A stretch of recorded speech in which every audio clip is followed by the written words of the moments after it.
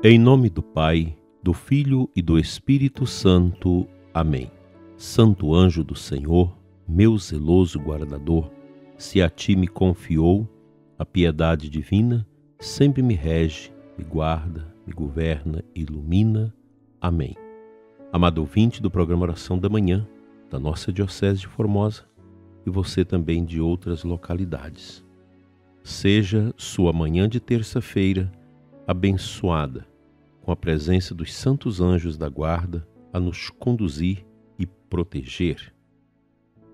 Dando sequência às nossas meditações sobre o silêncio, o interlocutor Nicholas Dait faz uma afirmação para Dom Dismas, o abade, monge da Cartucha. O Deus cristão é um Deus oculto. Eis um dos grandes mistérios do governo do mundo pela providência divina.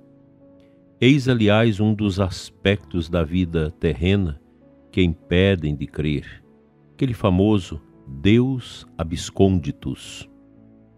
Responde o abade. É importante lembrar as palavras de São Paulo. A criação aguarda ansiosamente a manifestação dos filhos de Deus. O que somos e o que seremos não sabemos ainda.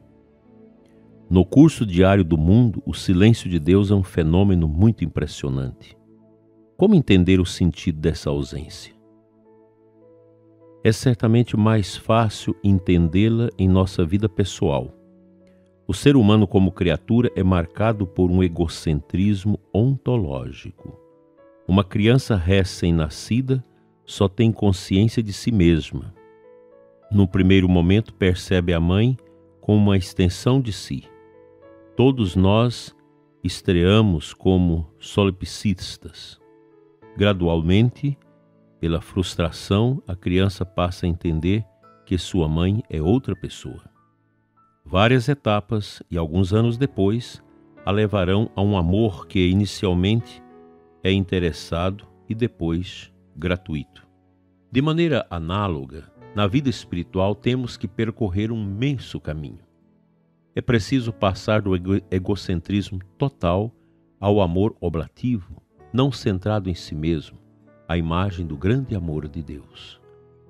Eis a caminhada da menor das criaturas rumo ao infinito celeste. Para essa evolução seria gasto, normalmente, um tempo muito longo. Tudo se passa, porém, como se Deus estivesse com pressa.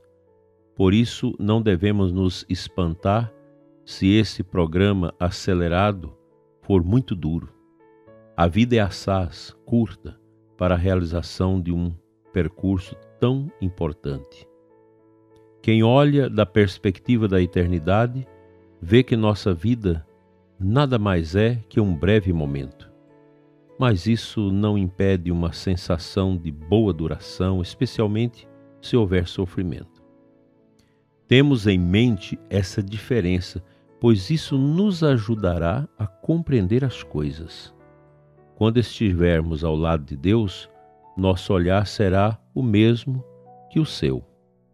Jesus nos explicou: quando a mulher está para dar à luz, sofre porque veio a sua hora. Mas depois que deu à luz, a criança já não se lembra da aflição, por causa da alegria que sente de haver trazido alguém ao mundo. Sobre esta terra, temos a oportunidade única de amar a Deus, enquanto Ele se dissimula aos nossos olhos e aos nossos ouvidos. A fé não é dada na luz, porque o assombro está reservado para a eternidade. Mas quando vier o tempo de se revelar plenamente, a nossa alegria será eterna pelo fato de termos a Deus amado sem jamais tê-lo visto. Jesus disse a seus discípulos: vós tendes permanecido comigo nas minhas provações. Eu, pois, disponho do reino a vosso favor, assim como meu Pai o dispôs a meu favor, para que comais e bebais à minha mesa no meu reino, e vos senteis em tronos para julgar as 12 tribos de Israel. E de si mesmo disse: porventura Não era necessário que Cristo sofresse essas coisas assim e assim entrasse na sua glória? E o mesmo serve para os que são convidados a segui-lo, levando a sua própria cruz. Ela pode ser pesada e terrível, mas São Paulo nos lembra que Deus é fiel e não permitirá que sejais tentados além de suas forças.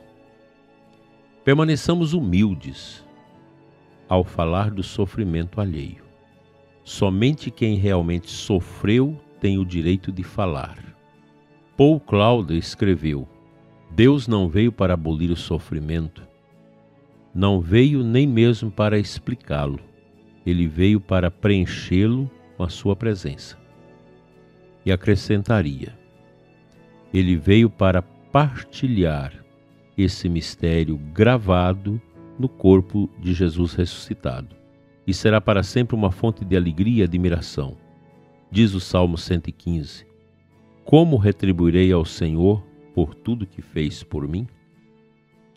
Estão aí belíssimas palavras desse abade, homem do silêncio, homem de profundidade, que traz em si esse humus da fé, essa terra fértil da fé no seu coração, que nos ajuda a também sentir essa necessidade de aprimorar o nosso conhecimento espiritual, a nossa vivência espiritual, para melhor amar e servir a Deus. Quando ele fala da cruz que nós levamos, que ela é pesada, e São Paulo nos lembra isso, mas há uma fidelidade de Deus a nós no nosso sofrimento. Deus nos fala no nosso sofrimento. Ele não veio para abolir o sofrimento, não veio nem mesmo para explicá-lo. Ele veio para preenchê-lo com a sua presença. Isso é muito profundo. Nós precisamos entender isso, e você que está doente, você que carrega cruz e sofrimento, precisa tomar consciência disso. Deus não vem na nossa vida para abolir o sofrimento, mas para enchê-lo com a sua presença. Daí que os cristãos têm essa facilidade maravilhosa de compreender o sofrimento, de aceitar o sofrimento, de carregar com paciência a cruz. É essa realidade tão presente nas nossas famílias, porque são tantas pessoas que sofrem, que nos garante como cristãos a compreensão do sofrimento, nesse silêncio de acolhida de Deus no sofrimento, na nossa dor. Deus, na solidariedade à nossa dor, preenche de sentido todos os sofrimentos que nós carregamos, tudo aquilo que está reservado para nós, para a gente ombrear, para carregar. Como isso traz alento, traz paz, traz grandeza aos nossos corações, às nossas vidas. Esta certeza que o bom Deus habita em profundidade nossos sofrimentos. Que esta meditação nos ajude a compreender o real sentido nosso sobre a terra.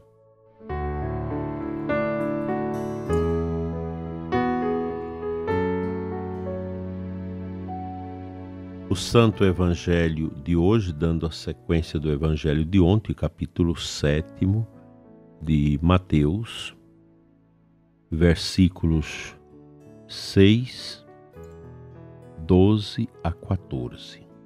No final do texto, nosso Senhor diz assim: Entrai pela porta estreita, porque larga é a porta e espaçoso é o caminho que leva à perdição, e muitos são os que entram por ele.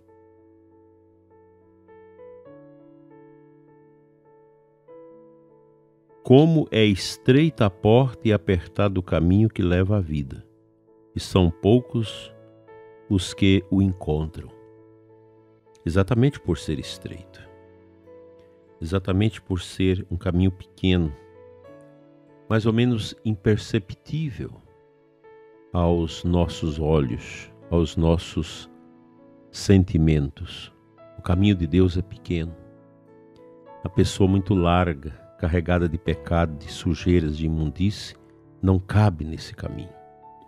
É um caminho que exige a preparação, o silêncio, a maturidade, a vivência dos sacramentos, que vão nos curando, nos restaurando e nos dando a dignidade para alcançar essa meta de realmente nos configurarmos aquilo que Deus quer de nós. Tudo é muito simples. O processo salvífico de Deus ele é muito simples. A oração é coisa simples. A vivência em Cristo é simples. Não é uma realidade gritante, algo estrondoso. Pelo contrário, as coisas de Deus são muito simples, são muito discretas.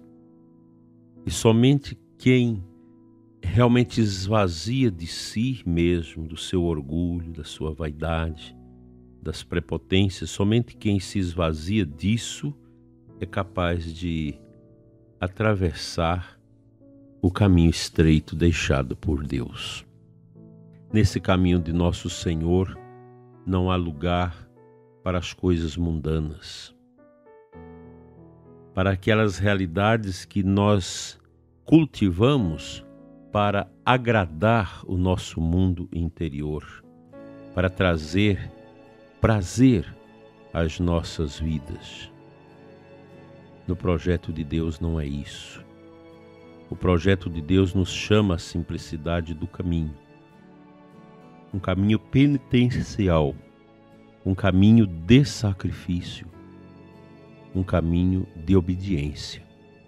O silêncio nos madura e nos matura nesse caminho da obediência.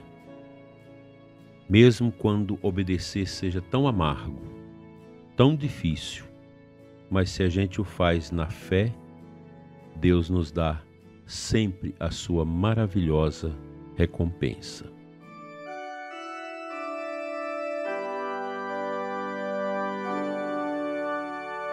Pai Santo, Deus eterno, de eterna bondade, dai-nos, Senhor, a adequada medida para entrarmos na porta do reino.